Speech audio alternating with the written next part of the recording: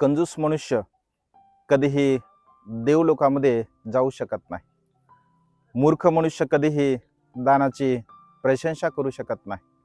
प्रज्ञावान मनुष्य, ज्ञानी मनुष्य सदा सर्व काळ दानाची प्रशंसा करत असतो. शीलाची प्रशंसा करतो, कुशल कर्माची प्रशंसा करत असतो. दुसरं कोणी दान पुण्य जर करत असेल तर त्या दानामध्ये तो अनुमोदन देत असतो.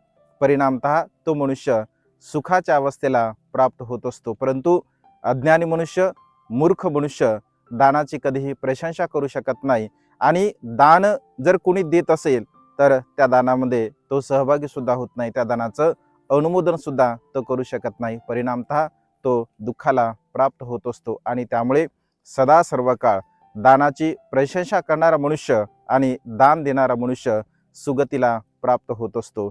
त्यामुळे आपण सुद्धा दान पुण्य करून सुगतीच्या मार्गाचा अवलंब करावा. नमो बुद्धाय. जय भीम.